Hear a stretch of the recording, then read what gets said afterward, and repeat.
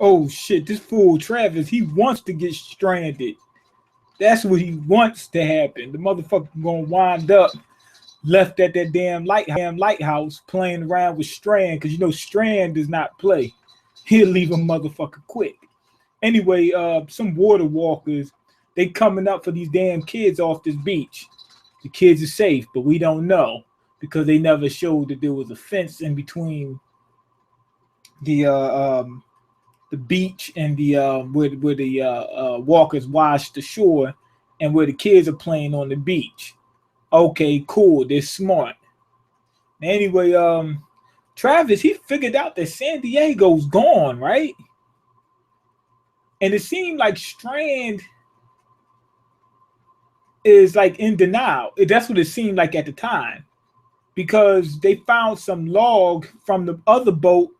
The people that was on that other boat, they came from San Diego. They said San Diego is gone. They said that motherfucker gone. Everybody in there packed up, shipped out. They burnt the fucking place down to the ground, trying to make sure they kill all the walkers. So that place is gone. I mean, gone. It's gone with the wind. And he says, well, maybe it might be a compound left. Something's left, and kept on going. Either he really wants to get to San Diego, or he really not going to San Diego, one of the two. But there was some people that were following the shit. Remember that girl, her new boyfriend that's trying to kill him? He's following this shit. So they said they were going to pull out, they're going to stick by shore and pull into some cove where it's going to be hard for them to detect them, and lay low for a little while and let them get past so they can lose them. Because they can't lose them in that yacht. That yacht is not fast enough. Those people are moving 25 knots an hour or something like that, and that ship can only go 20. So already it can catch up to, it's faster than it already. Second thing is they can't even go 20 if they wanted to, because otherwise they're gonna put too much strain on the engine, and they need that boat to last them as long as possible. They moving at like 5 knots an hour or something like that. They're not moving that fast. So they can't outrun that damn boat. But they happen to see a lighthouse, and they stop in there to use that, to throw their pursuers off and to get some information. They didn't get shit. That was stupid. The guy, what's his name, Travis, he tells Strand, we need to go in there. They might have some equipment we can use. He gave them all these good reasons about why they should go there. When they stop there, they get out, go to the guy's house, ask him, oh, what you think is happening? Is San Diego gone? Yeah, San Diego's gone. Okay, that's all I needed to know. That was stupid. And then they stayed in that goddamn house for a long time. Strand's ready to go. He told them, he said, these guys better hurry the fuck up, because I will leave them. Daniel stayed behind just in case, because he knew Strand would leave a motherfucker in a minute. In a minute. And then he started questioning Strand. This is the part that got me, that kind of threw me off. I'm like, Daniel's kind of smart. Why would he do that? Because he sat there and said to Strand, he said, you just said a $10 million boat as if it's not your boat. He said, it is my boat, right? Why would you make that tension? If you're questioning whether something belongs to me, I might have a problem with that, because what you're doing is you're saying I'm a liar. And you're saying that I'm posing, I'm a fraud. That's what you're saying. So why would he even question that and cause that tension? Why don't you just wait and figure out some information, or ask in a different way? Damn, this is a nice ship. How was you able to get this? Because then you're not, if you say something like that, you're really not, you're asking a personal question, but you're not implying that they're a fraud or a liar or anything like that. So it shouldn't cause too much tension. He might say, hey, I don't want to talk about it. Then you got to figure out how he was able to afford that shit. Anyway, Strand had to go. He had to make a move. Pulled the fucking key right out that damn boat. You notice that he says these motherfuckers ain't gonna leave me. Pulled the fucking key out the boat and went to go have a conversation. He was hiding something this whole time. So when he left, he was trying to have a conversation with somebody that they didn't know about, that he didn't want them to hear. That was the whole reason. And he took the fucking keys because he's not an idiot. Strand's my favorite character. Strand's the beast. Anyway, while he's gone, Daniel starts snooping through all this stuff. I'm thinking, damn, you didn't have to ask that guy all those questions. All you had to do was start snooping when he left. Of course, he didn't know that the guy was going to leave. But I mean, like, that would have been, I could have been snooping around the whole entire ship, except for the part he's on, all the way up to the point, what I would do is snoop around the whole entire ship. Whatever part he's not on, that's what I'm looking in, to see if I can find something. Now, as soon as he leaves that part of the ship, you hurry up, get in there, and get out. He happens to find a drawer, like a hidden compartment, and then there's some maps and a fucking gun.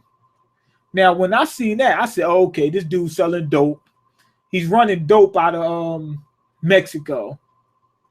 There's a map of Mexico. Man, this motherfucker is going down to Mexico to get himself something. I don't know if he's running crack or cocaine or something. I think he's running some type of drugs. Because at first I didn't question anything. What do you need all that heat for? I mean, this thing is a automatic rifle. What the fuck you need all that heat for? You don't need all that. I mean, if he was on a yacht and he might have had a couple pistols lying around, that wouldn't seem out of the ordinary. But okay, pirates could come up on the ship at any time. You might want to have some type of heat on you. But this motherfucker got, a machine.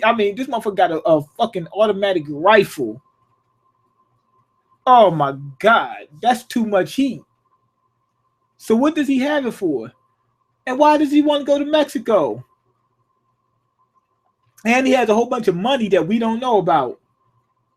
So when I put all those together, I'm thinking this dude's running dope. That's what I think he's doing. But the crazy thing that's on my mind is, okay, let's say he's running dope. I don't know for sure, but let's say he's running dope. Why would he be doing this during the fucking apocalypse? You would think that he would just want to fucking live. So he's going down to Mexico to make a transaction. What? Just in case the world is not gone? Fucking world over, man. I would call my connect and be like, yo, you know what happened. Motherfuckers is dead. I'll talk to you later. I want my money. You'll get it once this shit is over with. Yeah, but how I know you want? I can't spend this shit. All the stores is closed. Everything is gone. I can't spend it. You'll get it as soon as I find out what's going on. That would make sense. He would be tied up in whatever he's doing too. Unless it's nothing happening in Mexico. But I will try to check around different, see, it might not be happening in Canada. Might not be happening in Mexico. Let's check around, see what's going on. Anyway, his boy Travis, he's crying like a bitch. Oh my God.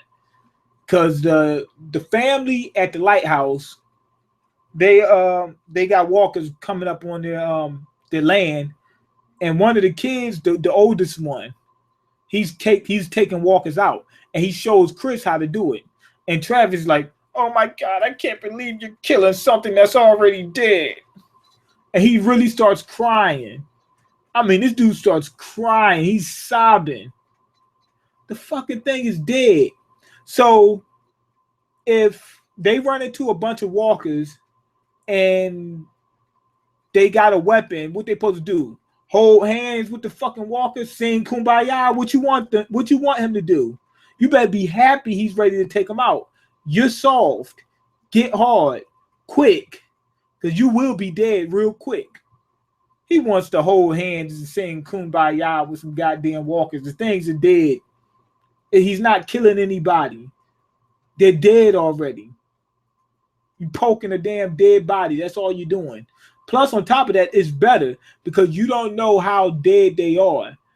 let's say if you're a walker, I would want somebody to kill me and burn the body. Why? Because if you poke a hole in my head, that might disable the walker. We don't know how dead the walker is. If you poke a hole in it, it might still be alive. It just can't move because its brain is damaged, right?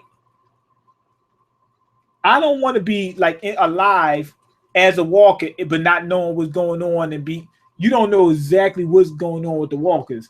Kill it and then burn it so that way it's completely gone. If it's burnt, there's no way that thing is alive at all. I'm gone. I want to know that I'm out of here. That's what I want to know. I want to be out of here. So anyway, they finally get their bearings together.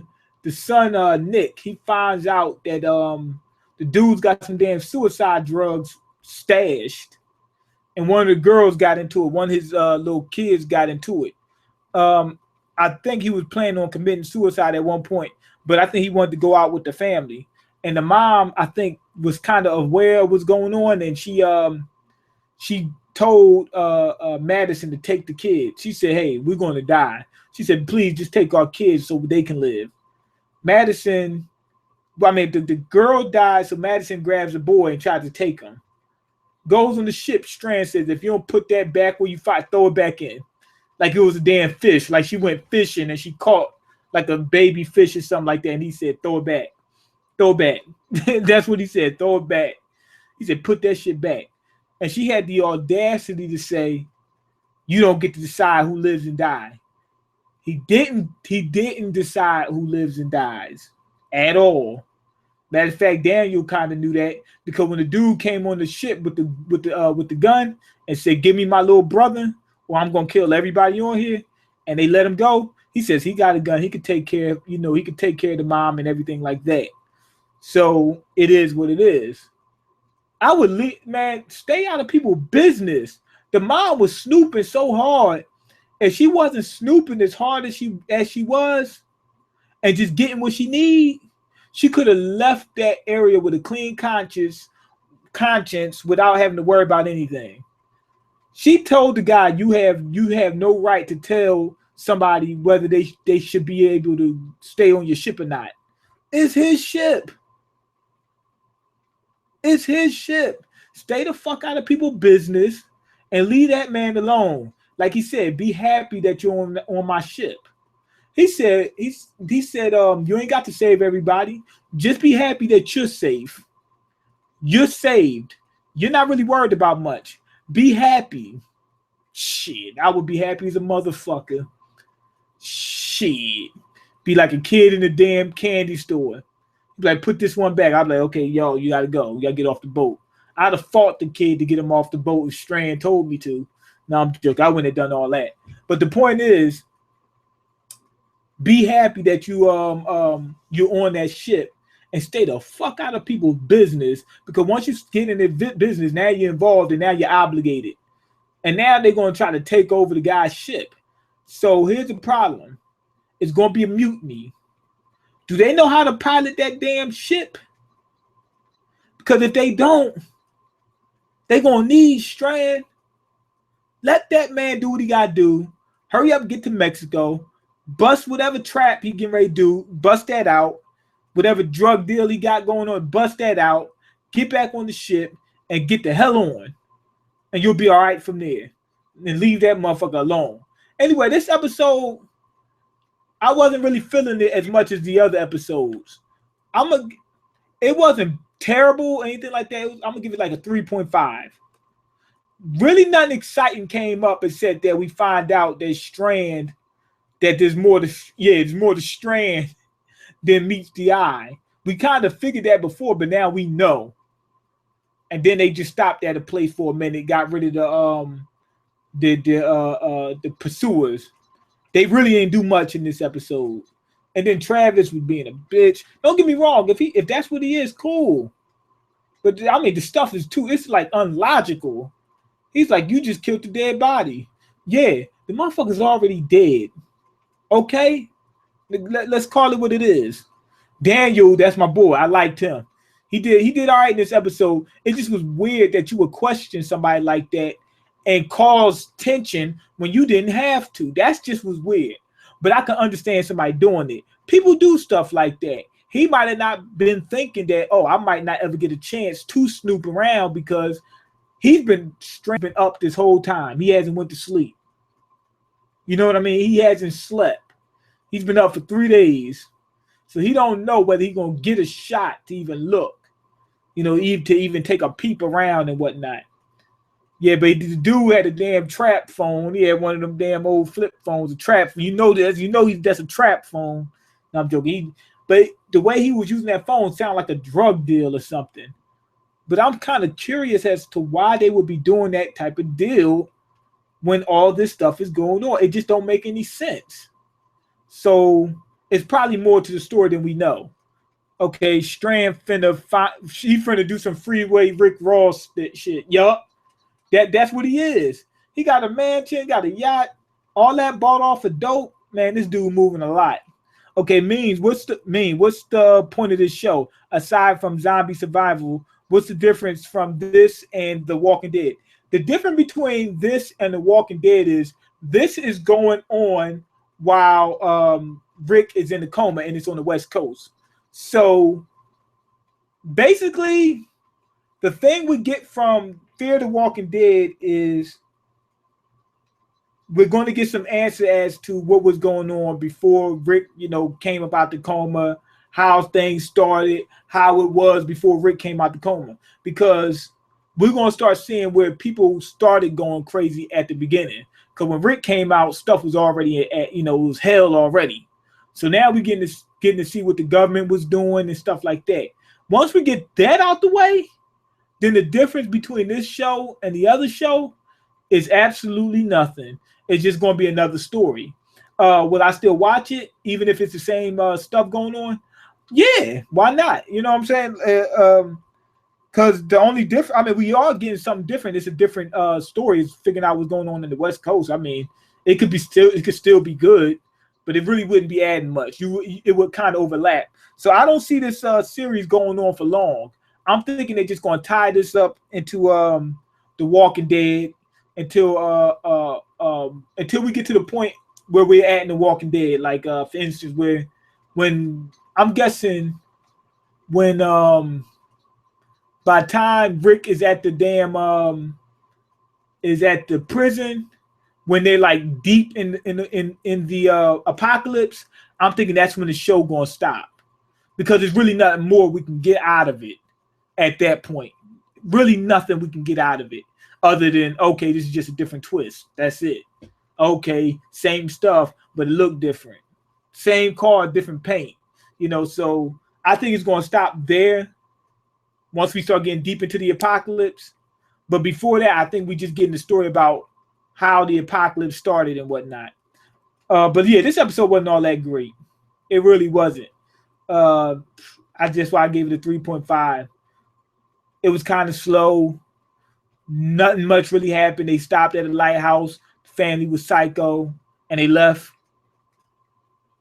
The big thing that we got from this episode was Strand is doing something in Mexico, and he's talking to somebody on this goddamn phone, and he's got guns. So something suspicious. Anyway, go ahead, leave your comments, like the video, subscribe, because I can't eat. I'm broke, nigga. I'm broke. And you got the power to change that. Peace.